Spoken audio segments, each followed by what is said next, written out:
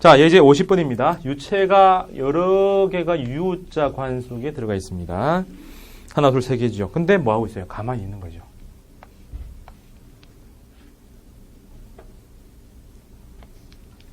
그죠? 자, 그러면 어디까지가 똑같은 거예요? 대기압까지는 똑같아요. 그죠? 근데 유체가 각각 다르기 때문에 서로 경계가 다 달라요. 근데 또 최종 지점에 이 전부 다 같은 유체니까 같은 유체 이 마지막 지점에 양쪽에서 P 좌, P 우의 압력이 서로 같아야 되겠죠.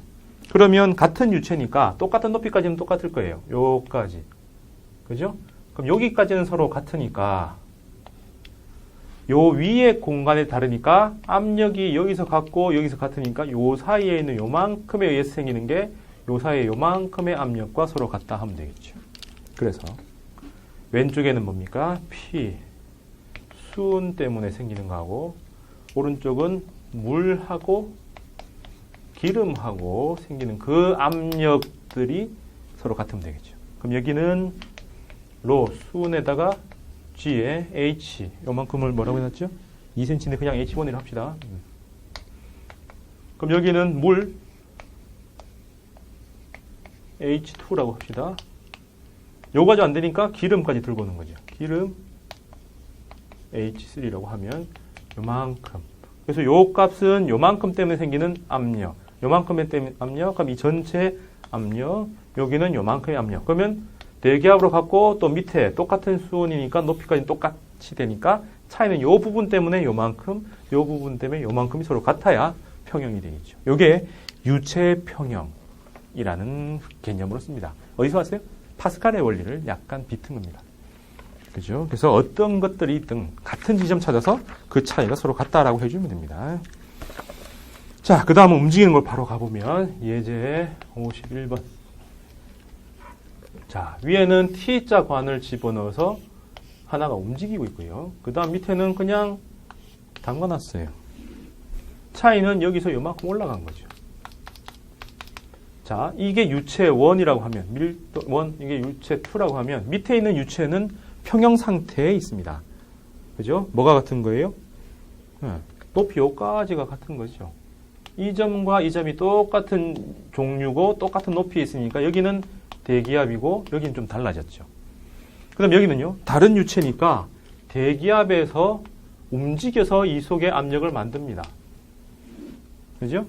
자, 그러면 이 부위는 이 대기압에다가 요만큼의 유체 때문에 생긴 압력이 합쳐져서 이 대기압하고 같은 거죠. 그래서 밑에 정지한 놈은 정지한 유체에서는 대기압, 왼쪽에 있는 대기압이 오른쪽에 있는 여기 있는 압력에다가 요만큼 유체의 압력이니까 P 프라임에다가 요걸 H0라고 1이라고 합시다.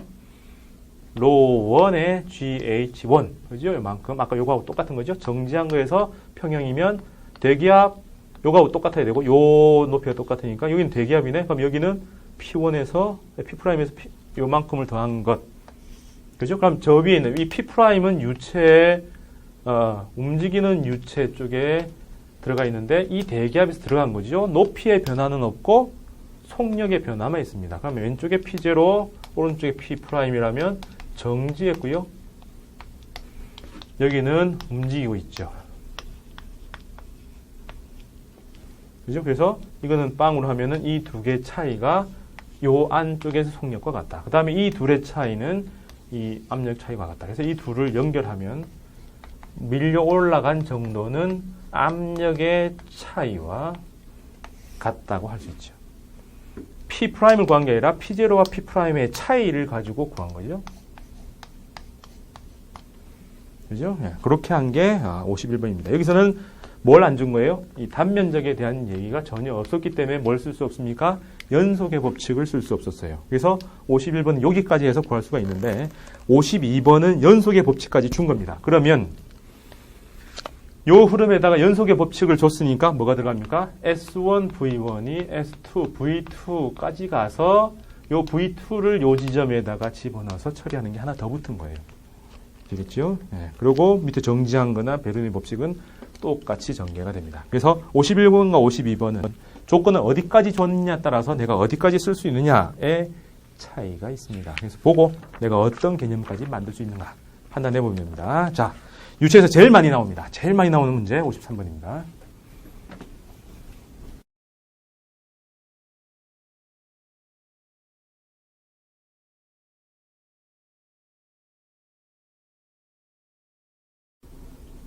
자, 잘린 관계로 판사는 그대로 두고 말만 다시 하겠습니다.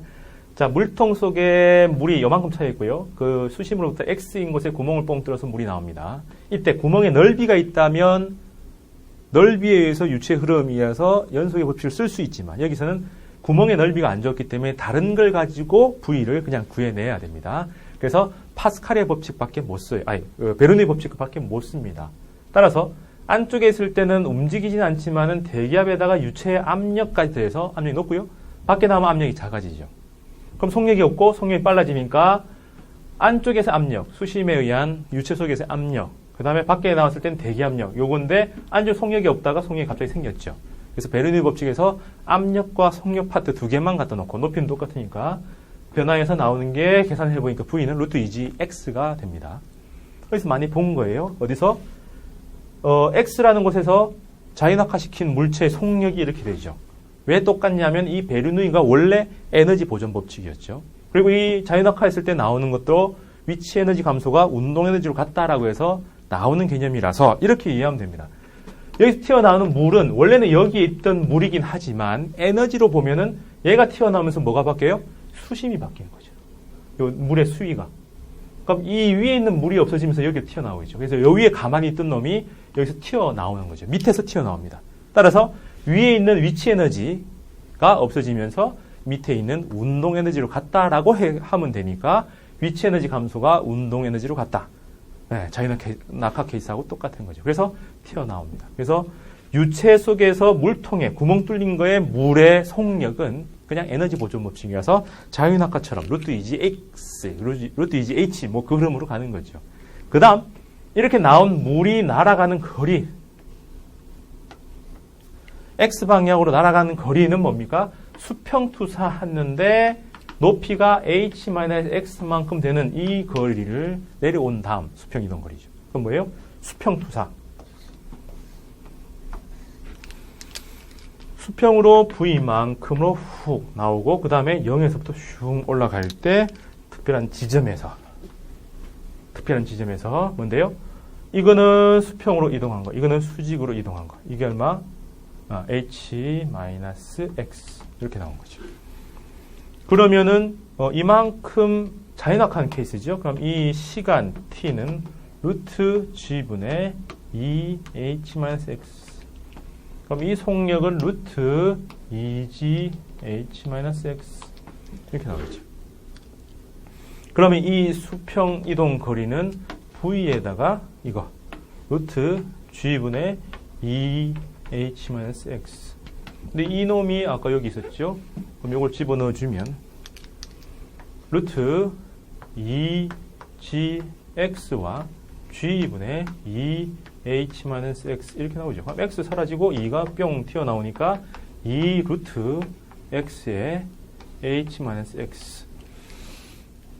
그냥 끝나면 수학 못하는 사람이고요. 이거 보고 두 개 더하면은 h로 남네. a 플러스 b의 반. 크거나 같다. 곱한 것. 이렇게 나오는 거. 들어본 것 같습니까? 산술평균, 기하평균이죠. 그럼 요 두 개 안에 있는 거를 더해버리면 작거나 같다. h. 이래 되고, 물리 좀 한 사람이라면, 이 두 차비는 바꾸면 되겠네? 그러면, 이렇게 날아간 거리나, 밑에서 x, 이 위에서 이렇게 나간 거하고 똑같겠네? 그럼 x가 제로면 이 위에서 하면은 바로 빵으로 떨어지지만, 가면 갈수록 커지니까 어디서 최대? 딱 가운데서 제일 멀리 가겠네. 2분의 h에서 제일 멀리 가겠네. 그럼 2분의 h 하나, 2분의 h 둘이니까 루트로 나오고, 그럼 2가 날아가니까 h. 제일 멀리 날아가는 게 h. 자기 수심보다 더 멀리 갈 수는 없네. 이해됩니까? 네, 그렇게 해서 해석이 돼서 나옵니다.